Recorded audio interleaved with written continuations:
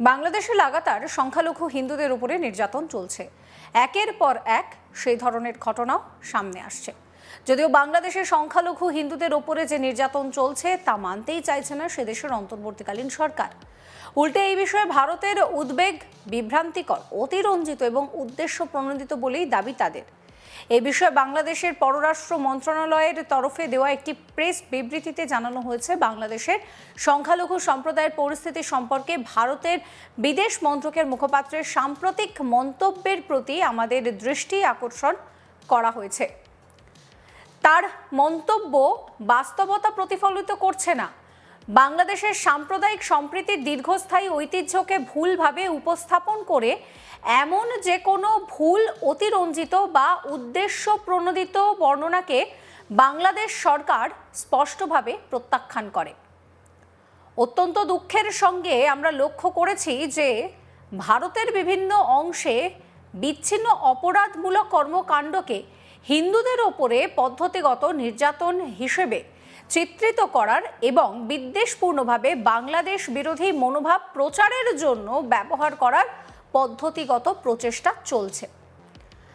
আমরা কিছু মহল থেকে একটি নির্বাচনী এবং অন্যায্য পক্ষপাত লক্ষ্য করছি, যেখানে বিভিন্ন ঘটনাগুলোকে বাংলাদেশ তার কূটনৈতিক মিশন এবং ভারতের অন্যান্য প্রতিষ্ঠানের বিরুদ্ধে সাধারণ ভারতীয়দের উত্তেজিত করার জন্য প্রসারিত ভুলভাবে উপস্থাপন এবং প্রচার করা হচ্ছে।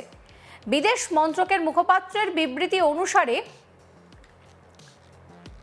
যে বিষয়টা জানা যাচ্ছে যে এই মন্তব্যকে কেন্দ্র করে রীতিমতন কিন্তু শোরগোল পড়ে গিয়েছে। বিদেশ মন্ত্রকের মুখপাত্রের উদ্ধৃতি অনুসারে একজন তালিকাভুক্ত অপরাধী ছিল যার দুর্ভাগ্যজনক মৃত্যু ঘটে যখন সে তার মুসলিম সহযোগীর সঙ্গে চাঁদাবাজি করছিল, যাকে পরে গ্রেফতারও করা হয়। এই অপরাধমূলক কাজটিকে সংখ্যালঘুদের প্রতি আচরণের দৃষ্টিকোণ থেকে চিত্রায়িত করা তথ্যগত নয়, বরং বিভ্রান্তিকর।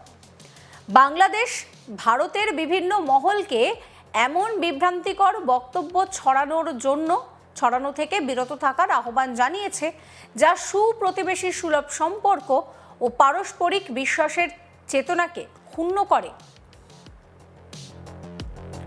অর্থাৎ এত কিছুর পরেও দেখুন কিভাবে নির্লজ্জের মতন এই ধরনের বড় বড় কথা বলছে বাংলাদেশ।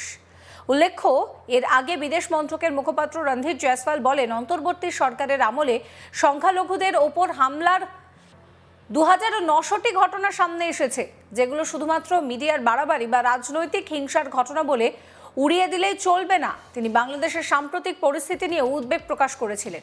শোনাবো আপনাদের কি বলেছিলেন Randhir Jaiswal. Over 2,900 incidents of violence against minorities, including cases of arsons, land grab, have been documented by independent sources during the tenure of the interim government, rejected the false narrative that has been projected in Bangladesh. You would understand that law and order or security situation or the developments that are happening in Bangladesh is the responsibility of the government of Bangladesh, and to portray a narrative where things go in some other direction is completely false, and we reject that.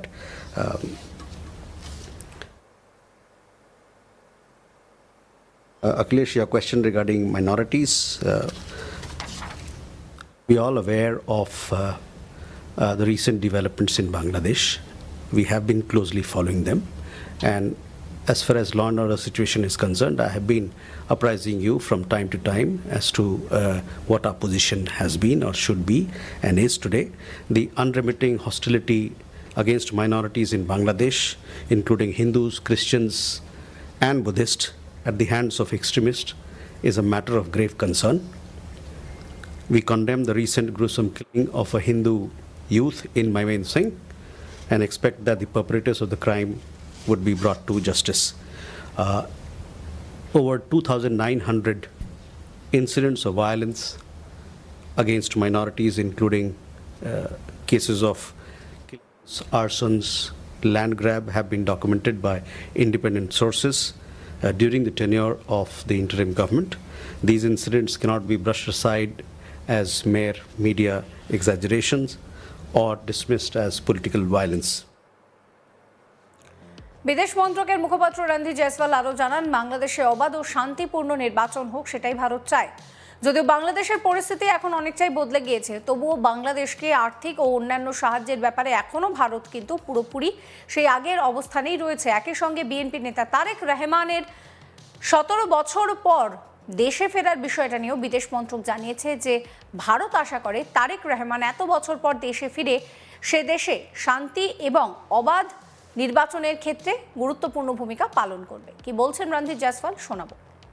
We stand for, or we are in favor of peace and stability in Bangladesh and have consistently called for free, fair, inclusive and credible elections conducted in a peaceful atmosphere. Obviously, there are circumstances are a little different now, but we stand for peace and stability in the country, and we want to have strong ties with people of Bangladesh. বাংলাদেশে লাগাতার সংখ্যালঘু হিন্দুদের উপরে নির্যাতন চলছে। একের পর এক সেই ধরনের ঘটনা সামনেও আসছে। যদিও বাংলাদেশের সংখ্যালঘু হিন্দুদের উপরে যে নির্যাতন চলছে তা মানতেই চাইছে না বাংলাদেশের অন্তর্বর্তী সরকার। উল্টে এই বিষয়ে ভারতের উদ্বেগ বিভ্রান্তিকর, অতিরঞ্জিত এবং উদ্দেশ্য প্রণোদিত বলেই দাবি করা হচ্ছে। এই বিষয়ে বাংলাদেশের পররাষ্ট্র মন্ত্রকের তরফ থেকে একটি প্রেস বিবৃতিতে জানানো হয়েছে যে বাংলাদেশের সংখ্যালঘু সম্প্রদায়ের পরিস্থিতি সম্পর্কে ভারতে বিদেশ মন্ত্রকের মুখপাত্রের সাম্প্রতিক মন্তব্যের প্রতি আমাদের দৃষ্টি আকর্ষণ করা হয়েছে।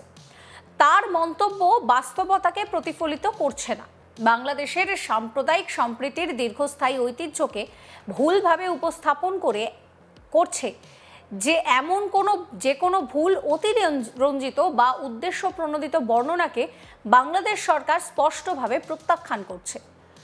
অত্যন্ত দুঃখের সঙ্গে আমরা লক্ষ্য করেছি যে ভারতের বিভিন্ন অংশে বিচ্ছিন্নমূলক অপরাধমূলক কর্মকাণ্ডকে হিন্দুদের উপরে পদ্ধতিগত নির্যাতন হিসেবে চিত্রিত করার এবং বিদ্বেষপূর্ণভাবে বাংলাদেশ বিরোধী মনোভাব প্রচার করার জন্য ব্যবহার করার পদ্ধতিগত প্রচেষ্টা চলছে। আমরা কিছু মহল থেকে একটি নির্বাচনী এবং অন্যায্য পক্ষপাত লক্ষ্য করছি, যেখানে বিচ্ছিন্ন ঘটনাগুলোকে বাংলাদেশ তার কূটনৈতিক মিশন এবং ভারতের অন্যান্য প্রতিষ্ঠানের বিরুদ্ধে সাধারণ ভারতীয়দের উত্তেজিত করার জন্য প্রসারিত ভুলভাবে উপস্থাপন এবং প্রচার করা হচ্ছে।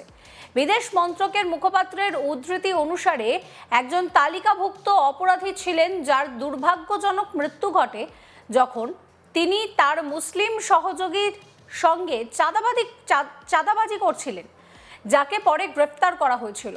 এই অপরাধমূলক কাজটিকে সংখ্যালঘুদের প্রতি আচরণের দৃষ্টিকোণ থেকে চিত্রিত করার তথ্যগত নয় এবং বিভ্রান্তিকর।